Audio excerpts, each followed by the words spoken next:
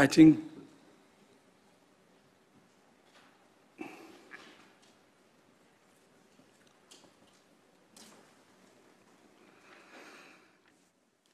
if we look for a solution, it's always possible.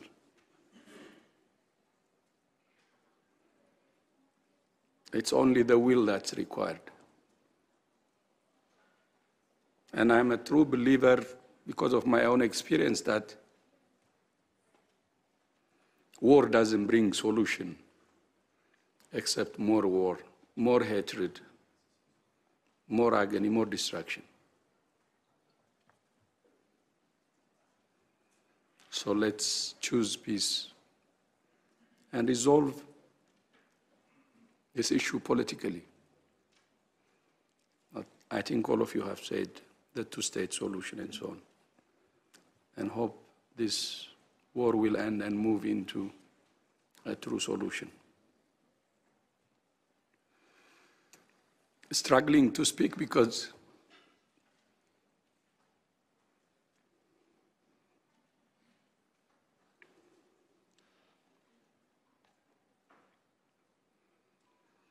the situation is beyond words. Thank you, Madam Chair. South Africa Alliance.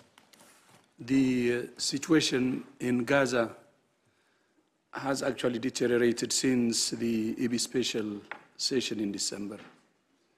By the way, yesterday and today we've been working on some serious crisis. We believe as WHO that ceasefire is long overdue. And as we have said many times, no one and nowhere is safe in Gaza. Slowly in Arabic to help the interpreters to do their best on delivering our message correctly. I thank you. 70% of the dead are children and women. That alone is enough for a ceasefire, because the bulk of the casualty, you know where it is. So I think this thing has to be taken seriously. And going forward, by the way, the number of deaths will increase not only due to injuries, but chronically ill people, for instance.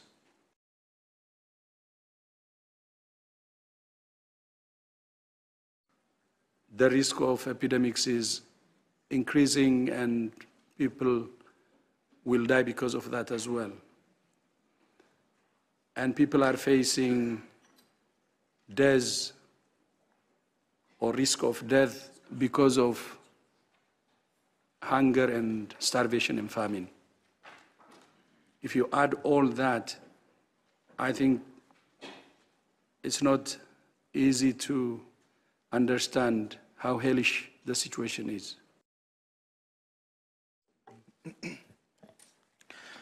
Thank you, Chair. You have the injured, you have the chronically ill, there is the epidemic, there is the starvation, all this combined, many ill people, while the health service is on its knees.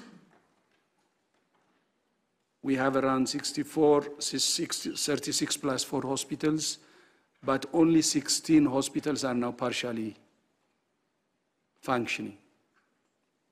Partial, when I say partial, it's not even partial. It doesn't mean half.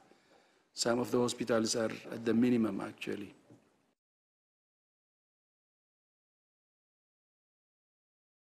Tell me, would any of you in this room be able to sleep, be able to eat, be able to breathe, knowing that your sons and daughters are being subjected to such unthinkable horrors? Your actions today sends a clear message to the hostages underground, and I hope they can hear us. In the terror tunnels of Hamas, the international community simply choosing not to care. The decision represents a grave moral failure.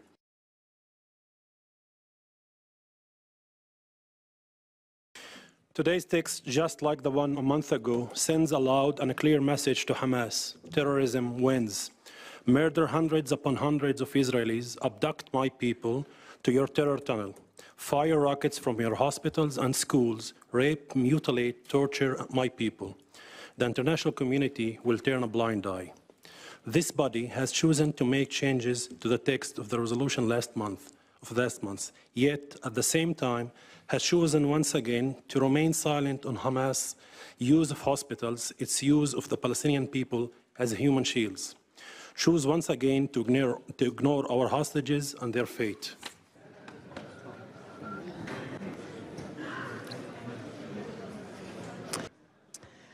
For those that would like to take a moment to share a relax and stretch, we're inviting you to... Scenes of chaos and gunfire during an aid distribution in Gaza City in this video verified by Reuters.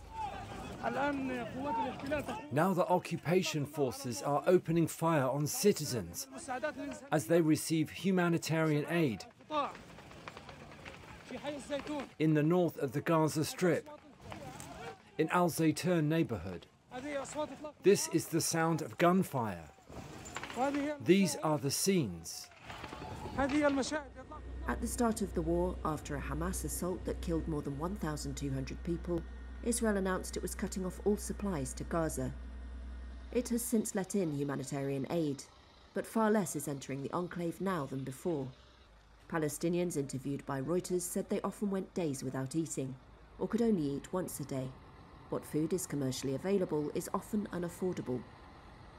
In Khan Yunis, Palestinian mother Hannah Naufal is displaced, like most Gazans. She opens a single can of beans for her 5 children.